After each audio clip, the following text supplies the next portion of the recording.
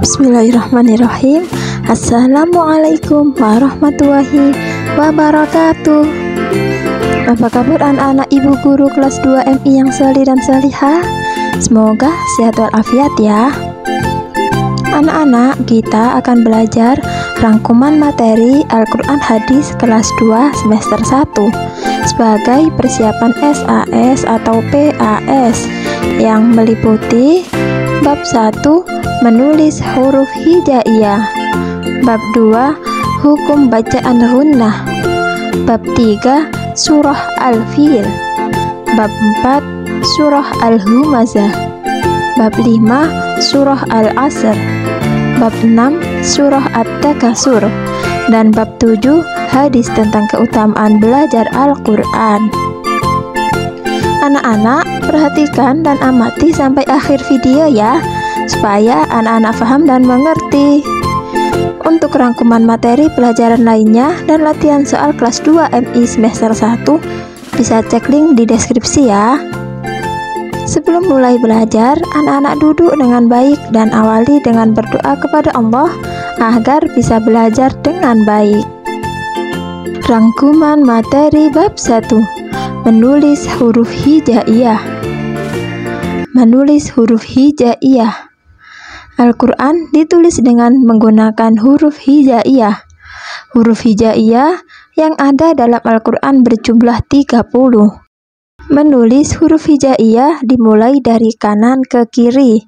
Ingat-ingat ya anak-anak ya, menulisnya dari arah kanan ke kiri. Contoh cara memisahkan huruf hijaiyah. Diperhatikan ya. A'udhu menjadi a'udhu. Menulis huruf hijaiyah, perubahan bentuk huruf itu dikelompokkan menjadi 4 bagian, yaitu 1. Huruf-huruf yang dapat dirangkai dengan huruf sebelumnya dan tidak dengan sesudahnya, yaitu huruf alif, dal, dzal, zai, shin, dan waw. 2. Huruf yang tidak dapat dirangkaikan dengan huruf sebelumnya maupun dengan sesudahnya, yaitu huruf hamzah. 3. Huruf-huruf yang dapat dirangkaikan dengan huruf sebelum maupun sesudahnya adalah huruf ba, ta, sa, jim, ha, kho, sin, shin, shod, dod, to, do, ain, ghain, fa, qaf, kaf, lam, mim, nun, ha, dan ya. 4. Huruf yang mempunyai bentuk sendiri-sendiri pada setiap posisi, yaitu huruf ain, ghain, dan ha. Rangkuman materi bab 2, hukum bacaan gunnah. Bacaan gunnah. Gunnah adalah bacaan mendengung, yaitu apabila ada huruf mim bertasydid dan nun bertasydid. Cara membaca bacaan gunnah adalah mendengung sepanjang 2 harokat atau 1 alif. Tasydid adalah 2 huruf yang sama dalam satu kata. Huruf pertama berharokat mati atau sukun, sedangkan huruf kedua berharokat hidup atau harokat fathah, kasroh, dan dhammah. Contoh bacaan gunnah. Perhatikan ya anak-anak ya, dan cara membacanya ya. Wa amma, ditahan dulu dengungnya selama 2 ketukan. Wa amma sa'ila fala tanhar anin nabai aninna. Perhatikan ya, anin nabail azim. Rangkuman materi bab 3, surah Al-Fil. Surah Al-Fil. Al-Fil artinya gajah. Nama surah Al-Fil diambil dari kata Al-Fil yang terdapat dalam ayat pertama. Surah Al-Fil terdiri dari 5 ayat. Surah Al-Fil diturunkan di Makkah setelah surah Al-Kafirun, sehingga digolongkan sebagai surah Makkiyah. Surah Al-Fil termasuk urutan surah ke-105 dari 114 surat dalam Al-Quran. Kandungan Surah Al-Fil.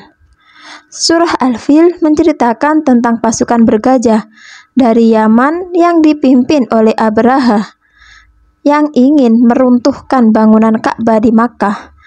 Peristiwa ini terjadi pada tahun 570 Masehi yang bertepatan dengan lahirnya Nabi Muhammad SAW, sehingga tahun itu disebut Tahun Gajah. Pasukan bergajah diadab oleh Allah dengan mengirimkan burung ababil dengan membawa batu kerikil yang sangat panas dari dalam neraka. Surah Al-Fil memberikan pelajaran kepada kita bahwa siapapun yang menentang dan memusuhi Allah maka akan gagal dan binasa. Seperti Raja Abraha yang mencoba menghancurkan Ka'bah, namun Allah melindungi Ka'bah, maka ia dan pasukannya yang binasa. Rangkuman materi bab 4 Al-Humazah. Surah Al-Humazah. Al-Humazah artinya pengumpat. Nama surah Al-Humazah diambil dari kata humazah yang terdapat dalam ayat pertama. Surah Al-Humazah terdiri dari 9 ayat. Diturunkan di Makkah setelah surah Al-Qiyamah, sehingga digolongkan sebagai surah Makkiyah.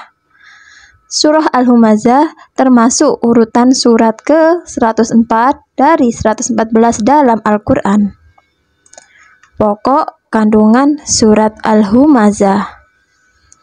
Isi kandungan surah Al-Humazah adalah menerangkan tentang ancaman Allah terhadap orang-orang yang suka mencela orang lain, memfitnah, dan suka mengumpulkan dan menghitung-hitung harta. Orang yang seperti itu akan menjadi kikir dan tidak mau menafkahkan hartanya di jalan Allah, dan mereka beranggapan bahwa hartanya mampu mengekalkan hidupnya di dunia.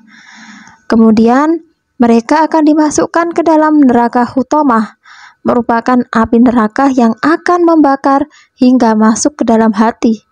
Mereka tidak dapat keluar karena sudah ditutup rapat, dan mereka diikat di tiang-tiang panjang. Rangkuman materi bab 5 Surah Al-Asr. Surah Al-Asr. Al-Asr artinya masa atau waktu. Nama surah Al-Asr diambil dari kata Al-Asr yang terdapat dalam ayat pertama. Surah Al-Asr terdiri dari 3 ayat.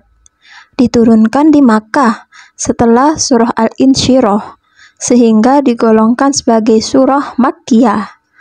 Surah Al-Asr termasuk urutan surat ke-103 dari 114 dalam Al-Quran. Isi kandungan surah Al-Asr.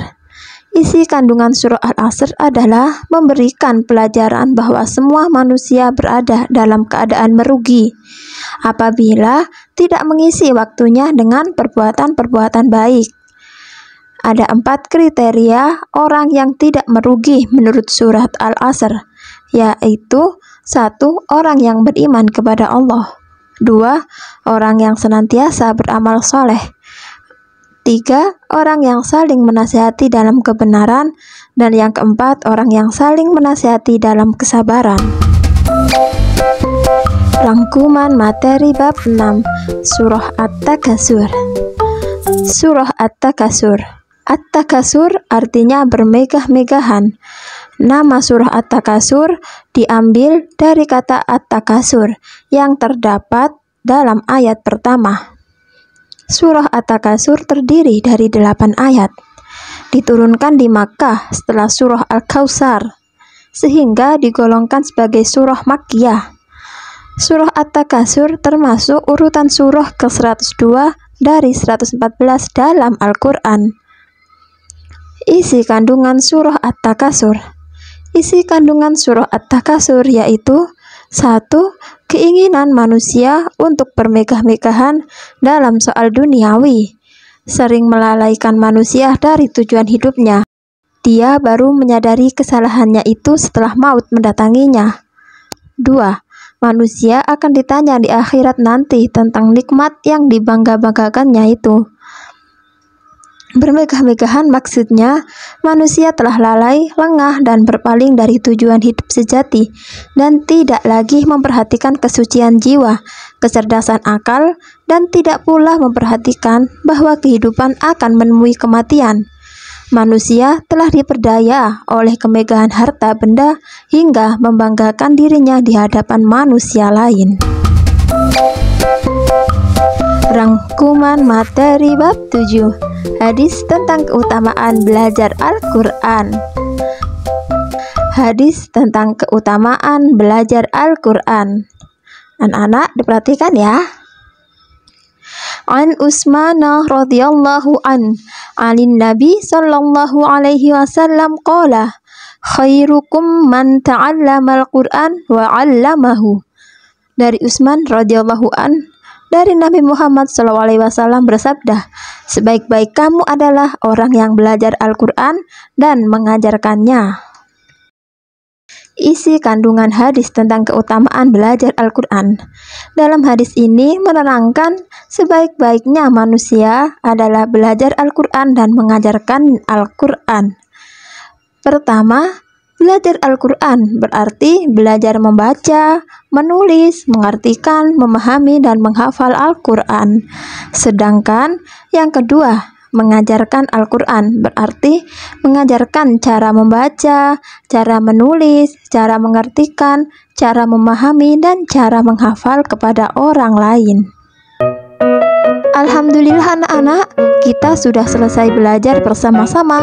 Semoga ilmu yang sudah kita pelajari dapat bermanfaat dan anak-anak dimudahkan Allah dalam mengerjakan soal. Ilal liqa. Wassalamualaikum warahmatullahi wabarakatuh.